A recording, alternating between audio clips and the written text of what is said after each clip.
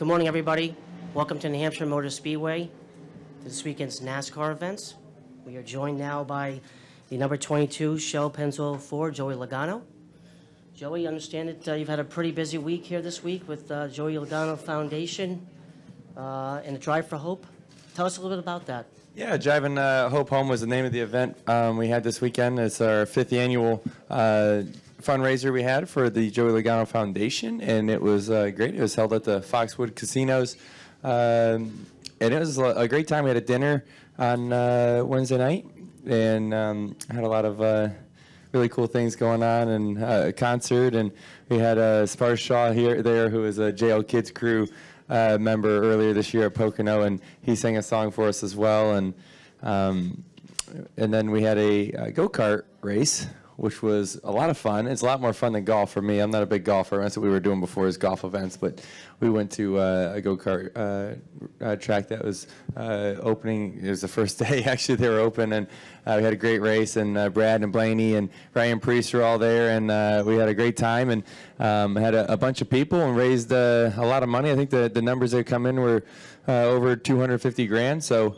proud of the effort we put into that.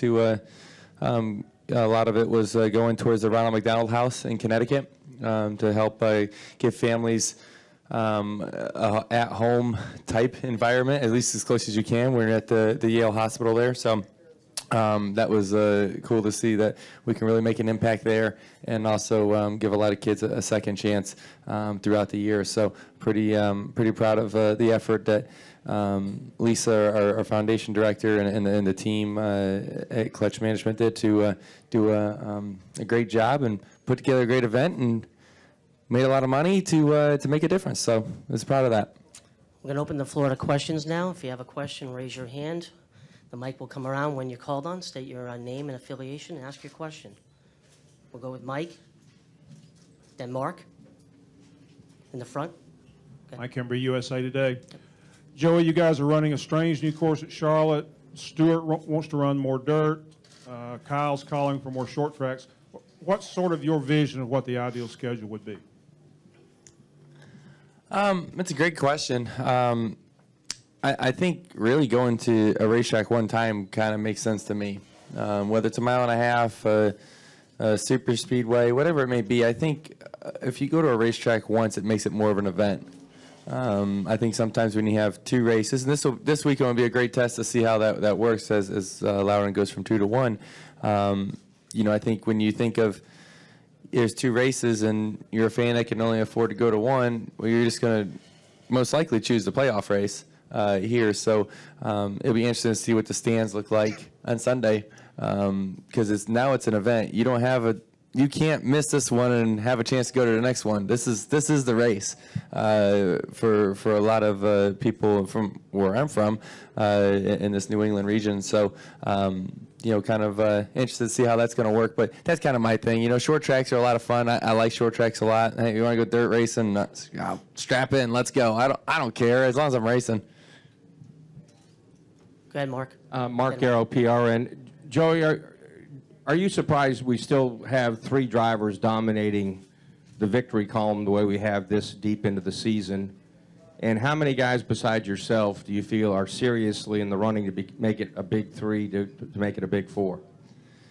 I guess I'm surprised by it because we haven't seen this in a long time, to where 3 cars are just that dominant and being able to win races. There's other cars that can lead laps, but it doesn't seem like the right ones. And it seems like they always find a way to prevail at the end, whether it's the speed in their car or their pit stops or restarts, whatever it may be. They find themselves up front when it matters the most. And they're, obviously they can recover from mistakes pretty well because of their speed as well. So they just able to be there at the right times. And, we're not quite at that point yet. As a race team, we're not far from it. We just hang really close. We're consistent. We can run in the top 10 about anywhere right now. We can make some top 5 finishes every now and again. We have to have the perfect day to win a race at this point. We have to have the perfect strategy, a great car that's maximized to the best handling we can possibly make it. There's just no margin for error throughout the whole event for us right now. So we just have to be on our game right now to be able to win races. And not saying we can't. We just have to be perfect. And it's not easy. Not that it's ever easy to win a race, but it's like I said, the margin that we're working with right now isn't as big as what you see those top 3 cars that are able to be consistently fast, even if their car may not be quite perfect. As a follow-up for this go-kart race you were talking about, do you have anyone at this point you need to apologize to for that event, and how did it go? What happened during As far as crashing somebody? No, we're good. I'm good. I'm good. Anytime you strap a helmet on, Todd always makes fun of me because he says it cuts my blood circulation off right here. And I might not make the best decisions. And I think it's just a competitive environment, right? But we had a great time. We broke the race down into 4 stages. So you had 4 10-minute stages, and after each 10-minute stage, you get out, and the next member on your team would drive.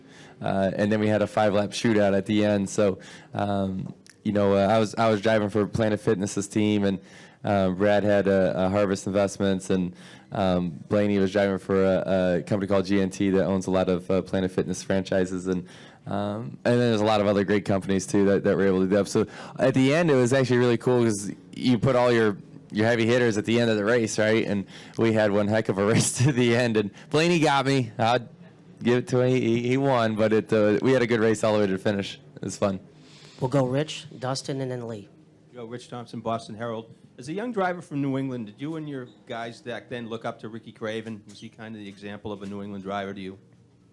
Yeah, I think, as a New England racer, growing up, you think of the Ricky Cravens, you think of, a lot of the modified guys, really, is what I grew up watching. I used to race at Thompson, the Little T. It was the quarter midget track down at the bottom of the hill. And then we go up to watch the modifieds and watch Teddy and a whole bunch of guys be able to slug it out up there, and that was for up north, modifieds are the deal. That's as big as it gets up here, and they put on one heck of a show, and we see that every week here, but they do it about every racetrack. They have a hell of a race. So that's really who I grew up watching, was all the racers up here. And then obviously as it moves down to Atlanta and then to Charlotte, you watch more and more of the Cup racing and the stock cars type stuff, late models and things like that. Behind you. Lee, okay. Okay. Dustin Long, NBC Sports. Joey, with all this talk about where to race, dirt track, racing at a road course at Charlotte, and all these other ideas, is all this talk about making these different big changes in the sport nonsensical, or is it a case of this is a time where big, bold decisions need to be considered and need to be made? I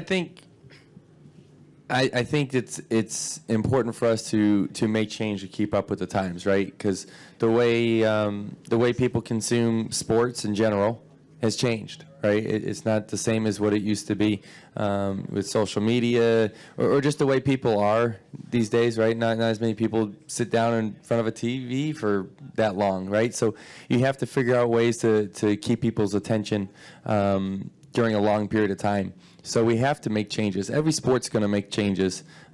We have to keep up with the times. So I think that's what you see in the sport right now, is that we're realizing that. We're realizing that a lot of the social numbers are growing, and that means people are consuming our sport more from a digital or a device way. Not that TV still has great numbers, right? I mean, you think of it, most weekends we're still the #1 sport on television. So that's something that we should be proud of, and we're still realizing we're big. I know we like talking about negative stories, and I don't know why, but we seem to always draw that way. But there's a lot of positive going on in our sport, and the changes are just to make it better. And why not? I mean, you got to try things every now and again, right? You can try different packages on the car, try different racetracks, try different formats, things like that. Why not? And you don't know until you do it. We can talk about things and talk about doing this, talking about doing that, but you don't really know until you try it. So you might as well give it a shot. At least that's my opinion. I'm good with trying things, and if it doesn't work, then we say, oh, we tried and we move on. No idea is too bizarre right now. No, I think there's some that are probably too far. You can go too far. We still have to be methodical about it and be smart and make the right decisions. We can't just jump out and do something, but at the same time, I think going out and taking some risk and trying some things is not a bad thing. Yep. Lee Spencer, RacingBoys.com. Joey, I'm over here. Oh, yeah, Sorry, I didn't babe. see you. Dustin's blocking her. Arrows His head. Well, we could change that. But Arrow comes into play, wherever we go. But can New Hampshire be a track that might be an equalizer, kind of like your restrictor plates have been for Penske? Kind of balancing off of Mark's question about the big three. Is this a track where the field might be a little more even, and it might be an opportunity where you guys might be able to get one? I think it is one of those racetracks that you see the same drivers fast every time. So it means it's a challenging racetrack, and the drivers that get it, something that clicks in their head and the way they drive the car or what they're looking for, they're able to make some speed out of it. So there's some uniqueness there for sure. But at the same time, Arrow's still a pretty big deal. We're still going pretty fast. A fast car is a fast car, right? You would say that about Sonoma too, wouldn't you? And then, the same cars are up there racing for the win that you would expect. And that would be at about any other racetrack. So a fast car is just a fast car at this point. And it's not just air that makes those three cars faster than everybody. There's a lot of mechanical pieces that are working really well into their favor as well. So, it's just racing, though. It's never just one thing. It's a bunch of little things that stack up. And this is a racetrack that, dirty air does play. Getting clean air is a lot of time a big deal. And that's, the PJ1 or VHT or track bite, whatever we're calling it today, that definitely helps make the track wider to try to get some air on the nose and help that. So that's I think a good gain. But I wouldn't be surprised to see the same guys fast. I mean, because they got good cars and they got great drivers. I mean, you're going to go fast. That's what happens. Hi, Joey. Terrell Covey, Portsmouth Herald. I'm just wondering, you've had some success at this track, some big moments for you. How special is it for you when you come back here, and what would it mean to come out with a win this weekend? Yeah, I've said it before, and I'll say it again. When we won here, I think it was 2015 or 14, that to me was as big as winning the Daytona 500. Just conquering a track that at the time was my most challenging racetrack. As a driver, I was one of the drivers that didn't have their head wrapped around it and understand what it takes to go fast. So to be able to conquer at the time, the most challenging racetrack that happened to be your home racetrack as well, that to me was the coolest. Winning that race and having my family here and a lot of friends and to celebrate in Victory Lane with. You don't have that everywhere. So that's what I think every driver can say winning at their home track is one of their, if not their biggest win of their career. We'll go Claire, and then we'll go Matthew over here. Claire B. Lang, Sirius XM NASCAR Radio. I know you always had high aspirations, but when you grew up watching the racers in this part of the country, could you have even thought that you would come this far? I mean, what were your thoughts about making it this far at that time, and whether you thought that this would even be possible? For me, when you're 7, I think I was 7 or 8 years old, and I came and watched my first Cup race here, and when you're that old, there's nothing telling you can't, right? I'm going to make a Cup race, and I'm going to win championships. Watch this. I'm going to be awesome, All kids are, they have a dream like that, and that's really cool. And kids should have dreams like that and be able to try to make them happen, And sometimes you may have to change your dream as you go, but I've been fortunate enough to be able to continue that long road to try to get to a championship. And I still think it is cool though to be out there, because I remember coming here my first time and watching at the time it was the Busch North Series and the modifieds and the Cup race, and I met Jeff Gordon. I thought it was like the coolest thing in the world, and then you go out there and race against him 10 years later or so. It's crazy to think how quickly that can happen, and that it actually did happen. because you think about our sports, one of the hardest sports to make it in, because obviously there's only 40 seats out there, and not all of them are really good ones, and then the lifespan of a driver is pretty long. You can race for a long time. You race up into your mid 40s or sometimes even longer. So to be able to break in is really challenging. So it's not easy to do. There's not a bunch of it's not a rotating door a lot of times. That once someone gets in there, gets that experience, you're in. So it's hard to break in. But I was fortunate enough to have the right opportunities to make the most of it and be racing against the best. And who are your heroes racing around here? Not the Cup guys, but the modified racers, or the ones you looked up to as a kid. Yeah, it was Reggie, and I remember watching him a lot, and Teddy, Christopher, obviously, and then I was, I got older, I got to know them a little bit and race against those guys, and that was cool, and the New England guys are just it's just a different feel when you go to the racetracks up here, and so I think that to me just kind of makes it feel at home, because that's what I grew up around. You get the museum just right over across the street here that has a lot of the New England history that, a lot of it I didn't even know, and you walk through it and you learn a lot about the drag race and the dirt race and all that stuff that, I didn't quite follow when I was a kid, and I was young and didn't really know what was going on either. But, there's a lot of racing heritage in New England that I think it's overshadowed a lot of times, because everyone thinks of NASCAR's roots being, born in the South. But and some of that's true. But at the same time, there's a lot of really good racers that came from up north, and a lot of great racing that happened up here, and a lot of great race fans as well. So I always enjoy coming up here.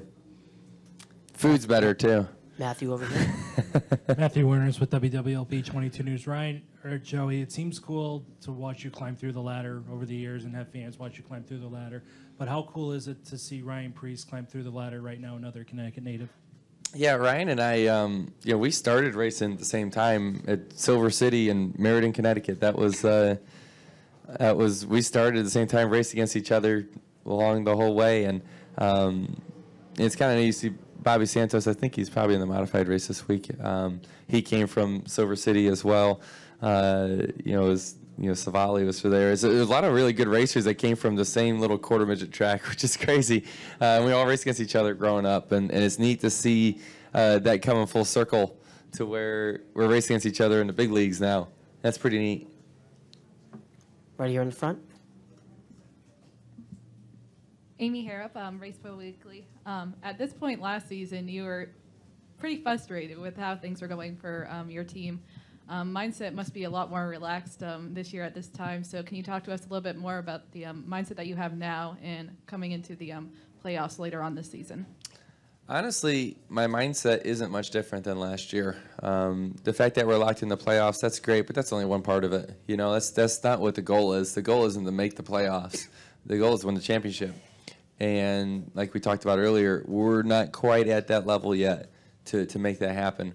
We can make it happen this year. We gotta make some gains here. We gotta make them pretty quick because the playoffs aren't too far down the road from where we are right now. So we got to definitely make some gains here soon. But the mindset isn't any different. At this point last year, my goal was still to win the championship, and then we kind of realized that we had bigger problems than even that. But I think the mindset is always, how can we be better? How can we work harder to find that advantage? That's always a constant. Any other final questions? Right here in the front. Nicholas Tito, YankeeRacer.com. Joey, the K9 E Series was a part of your development, and can you just talk about the significance of that in your career, and then also allowed and continuing to provide multiple weekends for those drivers to compete here? Yeah, K&N I got to run a year of, and it was definitely it was a fun year to. I remember a lot of it. It was a great time. Racing a lot of races up here, up this way, which was a lot of fun.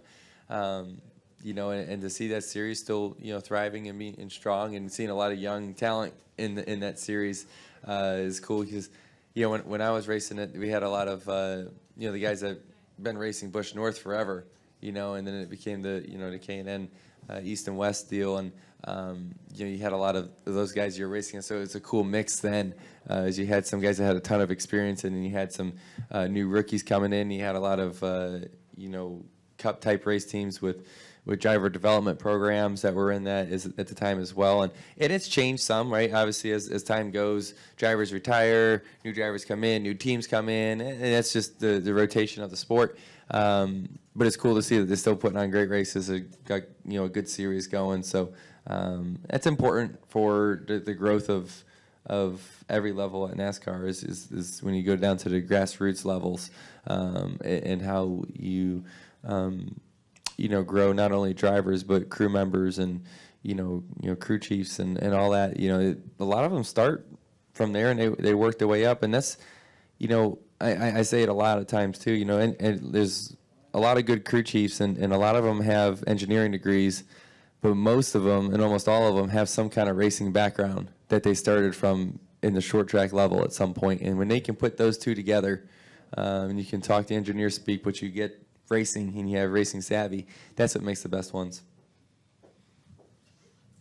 Thanks for coming in, Joey. All right, cool. Good luck this weekend. Thank you, guys. Thank you. Oh, yeah, round of applause. Wow. Thank you.